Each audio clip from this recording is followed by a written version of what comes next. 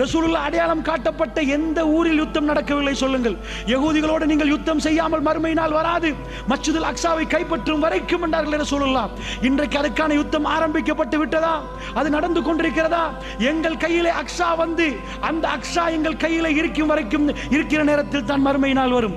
அப்படி என்றால் அல்லாஹ்வுடைய நல்லடியார்களே, ரசூலுல்லாஹ் சொன்ன துருக்கியிலே அங்கே யுத்தம் ஆரம்பிக்கப்படுகிறது, ஷாம்லே அங்கே யுத்தம் ஆரம்பிக்கப்படுகிறது என்றால் இவருடைய கடைசி எப்படி அமையும் தெரியுமா?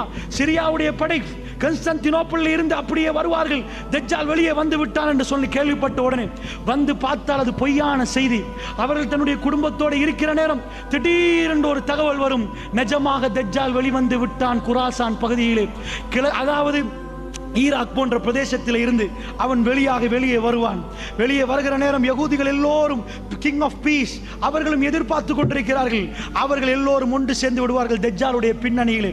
அந்த நேரத்திலே தான் இமாம் மஹ்தி அலைஹிஸ்ஸலாத்து வஸ்ஸலாம் இருப்பது ஷாமிலே, சிரியாவிலே, திமிஷ்கிலே, பசராவிலே, பசராவுடைய கிழக்கு பகுதியிலே, டமஸ்கஸுடைய கிழக்கு பகுதியிலே வெள்ளை மினாராவில் சுபஹ் தொழுகைக்காக வேண்டி ஆயத்தப்படுகிற நேரம். அந்த நேரத்தில் ஈசா இப்னு மரியமுடைய மகன் ஈசா அலைஹிஸ்ஸலாத்து வஸ்ஸலாம் வானவருடைய ரெக்கையிலே அப்படி இந்த பூமிக்கு இறக்கப்படுவார். ரசூலுல்லாஹ் அடையாளம் காட்டினார்கள், மிக தெளிவாக அடையாளம் காட்டினார்கள். அவர் வர்ணனின ஆடை அணிந்திருப்பார், அவருடைய தலையிலே முத்து முத்தாக வேர்வைகள் இருக்கும்.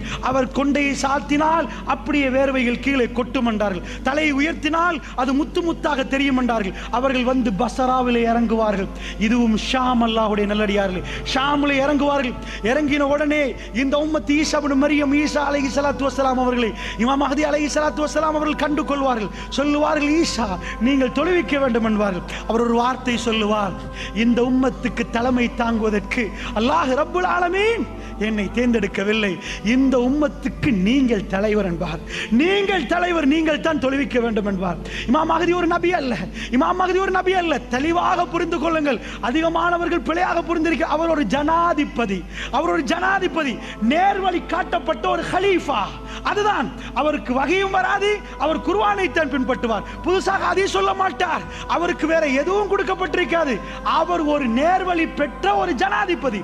ஈசா நபி ஒரு நபி, ஆனால் அவர் என்ன சொல்லுவார், இந்த உம்மத்துக்கு நீங்கள் தலைமை தாங்க வேண்டும். சுபஹ் ஜமாத் நடத்தப்படும்.